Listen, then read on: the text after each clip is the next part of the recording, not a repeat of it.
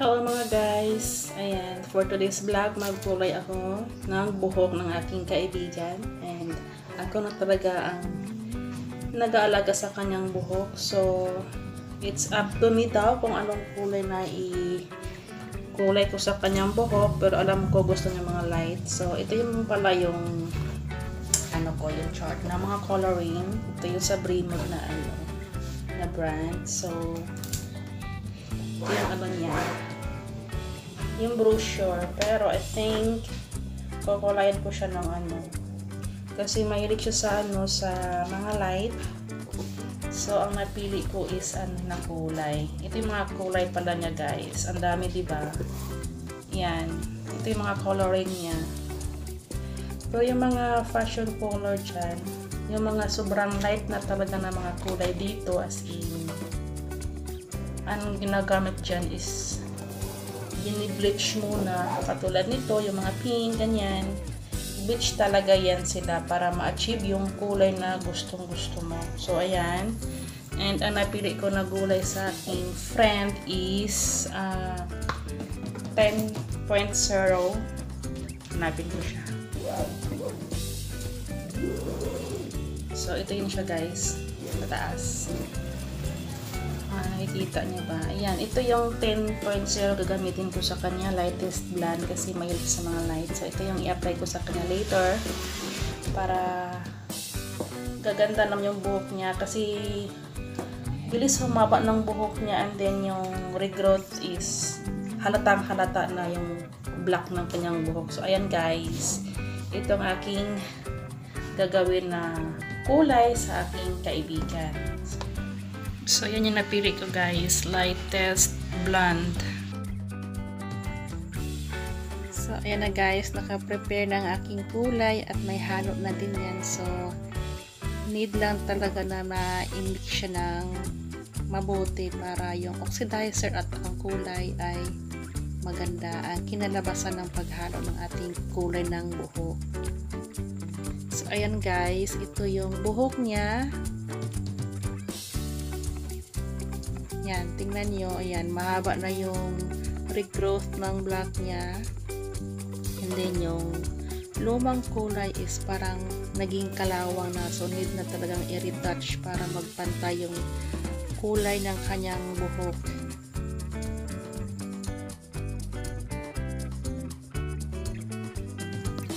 Ayan na guys, nag-apply na ako ng kulay. Ang ginawa ko dyan is hindi ko muna in-applyan ng kulay yung regrowth niya, and then yung sa dulo hindi ko siya nilagyan ng kulay.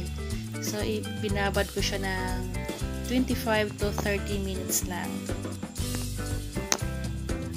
Ayan, then after nun in-applyan ko na din yung regrowth hair, and then yung sa dulo hindi ko siya nilagyan ng gamot kasi bawat suklay is sinagad ko na sa dulo. So ayan, may gamot na din siya. And then need natin ding bantayan yung customer natin or client sa pag-apply ng gamot kasi may ibang customer na sensitibo yung scalp. So need nating i-check din natin yung customer.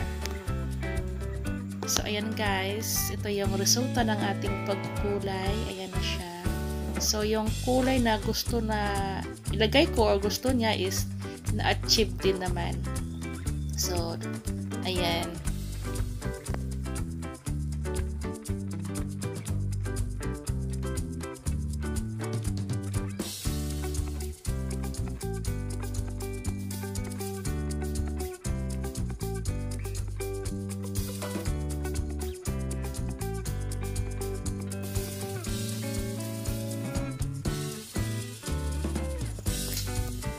Para na din hindi siya mag-dry tingnan, so ang ginawa ko dyan after ng kanyang buhok na kinulayan ko is nilagyan ko siya ng botox or treatment para buhay na buhay tingnan yung kanyang buhok, hindi siya magda-dry kung kulay lang ilalagay ko. So ayan, nalagyan ko na siya ng treatment, babad ko siya ng 30 minutes. Ayan, so after that i-blower ko siya. And then, ita-plancha.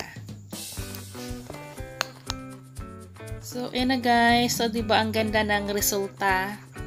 achieve yung kulay na gusto ko para sa kanyang buhok, and then pantay na yung kulay. Ayan na guys. So, and then na-trim ko na din yung dulo para pantay na din yung mga frizzy hair sa dulo, natanggal na din. So, ayan guys.